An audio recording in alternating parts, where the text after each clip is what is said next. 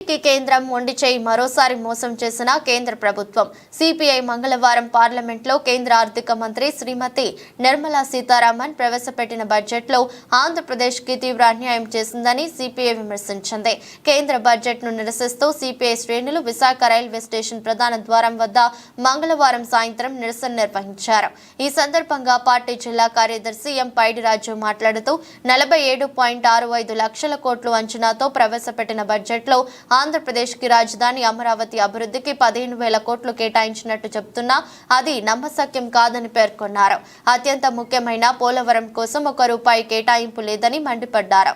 విభజన హామీలు అమలు చేస్తామని అనడమే తప్ప పోలవరం ప్రాజెక్టుకు నిధులు ఎంతో ఇస్తారో ఎప్పటిలోగా పూర్తి చేస్తారని స్పష్టత లేదన్నారు. మోసం చేసినట్టయింది.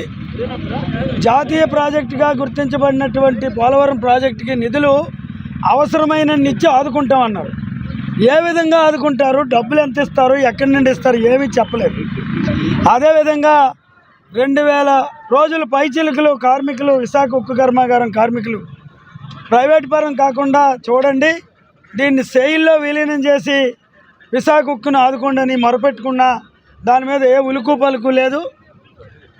ఇదే 2019 ఎన్నికల్లో విశాఖపట్నం రైల్వే గ్రౌండ్స్లో ఎన్నికల ప్రచార సందర్భంగా ప్రధానమంత్రి నరేంద్ర మోడీ గారు దక్షిణ కోస్తా రైల్వే జోన్ విశాఖ కేంద్రంగా మేము మీకు హామీ ఇస్తున్నామని ప్రకటన చేసి ఇవాళకి కార్యకలాపాలు ప్రారంభం కాలేదు.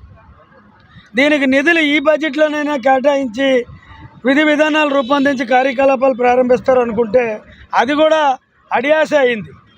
ఇది చాలా దుర్మార్గంగా సిపిఐగా మేము భావిస్తూ తక్షణమే నిధులు కేటాయించి దక్షిణ కోస్తా రైల్వే జోన్కి ఎప్పుడు ప్రారంభిస్తారో చెప్పాలా. జాతీయ ప్రాజెక్టుగా గుర్తించినటువంటి పోలవరం ప్రాజెక్టుకి నిధులు మీరు కావలసిన ఇస్తామంటాం కాదు, ఎంత అవసరం, ఎప్పుడు ఇస్తారు, ఎప్పుడులాగా పూర్తి చేస్తారని చెప్పాలి తప్పితే ఇలాగ సినిమా రీల్ చూపించినట్టు ఆంధ్ర రాష్ట్ర ప్రజలకు చూపించడం సరైనది కాదు.